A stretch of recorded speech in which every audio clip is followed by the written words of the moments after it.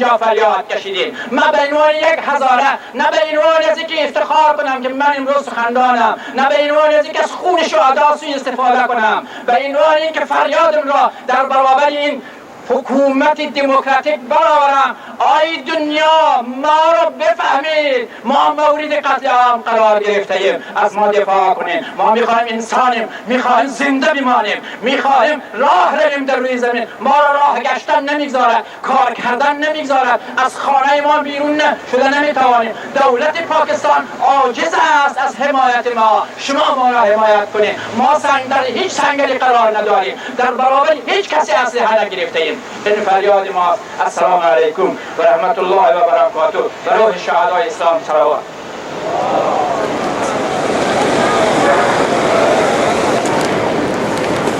Stop, stop. Stop, stop. Stop, stop. Pakistani government, shame, shame. Pakistani government, shame, shame. Pakistani government, shame, shame. Pakistani government, shame, shame. Pakistani government, shame, shame. Stop, stop. Stop, stop. Stop, stop. Peace. Peace. Peace. Terrorism. No. Terrorism. No. Terrorism. No. Stop, stop. Stop, stop. Pakistani government. Shame, shame. Pakistani government. Shame, shame. Down with Lashkar-e-Jhangvi. Down with Lashkar-e-Jhangvi. Down with Lashkar-e-Jhangvi. Down with Lashkar-e-Jhangvi.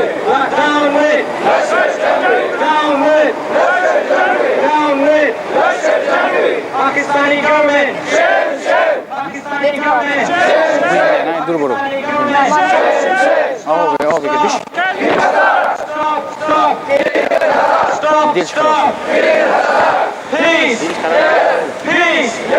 Terrorism. No. Terrorism. No. Peace. Peace. Terrorism. No. Stop, stop. Stop, stop. Stop, stop. I would like to call upon Mr. Yusufi from Hazara Federation to come and express his views.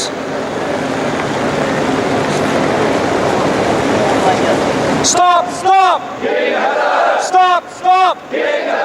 Stop! Stop!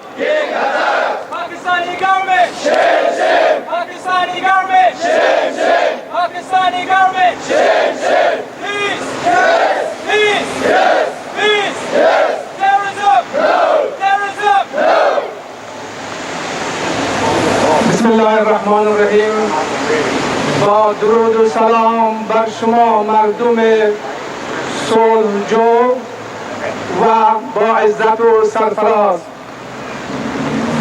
مردمی که امروز در اینجا گرد آمده اید تا تو موضوع را به جهانیان به اثبات برسانیم. اولین موضوع این که ما تا آخرین دمق حیات در کنار برادران و خواهران خود در کوچه پاکستان هستیم و تا آخرین دمق از آزادی و عدالت خواهی این مردم حمایت خواهیم کرد. موضوع دیگری که باید به گوش جهانیان و وجدان انسانهای آزاد برسانیم آن این است که اگر امروز صدای هزارها به جهان نمیرسد و اگر امروز صدای ما لبیک گفته نمی شود و اگر امروز دستان تروریسم از آستین شیطانهای انسان نما بیرون می آید و هزاران انسان زن و مرد طفل و کودک را قربانی می کند، فردا این هیولا و در دروازه هر انسانی دیگری خواهد خوابید و آناندا خواهد بلید. بیاییم از آنان بخواهیم که انسانهای وجدان دارو، انسانهایی که به انسانیت میاندیشیم، بیاییم دست به دست هم دهیم با این هیولای تاریخ مبارزه کنیم. ما اگر امروز در زیر این باران بدون کدام ترسی از یخ، سرما و تب تر شدن اینجا آمده ایم. یقینا این را به اثبات می‌رسانیم که ما در زیر باران انفجارهای تروریسم نیز تسلیم نخواهیم شد. ما اگر اینجا آمده ایم امروز می‌خواهیم پیام صلح، آزادی و عدالت خویش را به گوش جهان برسانیم. امروز در سراسر دنیا انسان‌های آزاده به کمک انسان‌های آزاده کویته آمدند. امروز هزار فیدریشن یکی از نهادهای مشروعی که توسط شما مردم دایر شده است در سراسر استرالیا به تظاهرات و پروتست پرداختند. امروز هزار فیدریشن اعلام کرده است که ما باید صدای خویش را به گوش و نوای انسان‌های آزاده در این سرزمینی که زندگی می‌کنیم و در سراسر جهان باید برسانیم و از آنان یاری بخواهیم که بیایند با ما هم نوا شوند به خاطر برچیدن تفکر تروریسم و به خاطر وجود فیزیکی تروریسم که امروز ما را قربانی می‌کنند.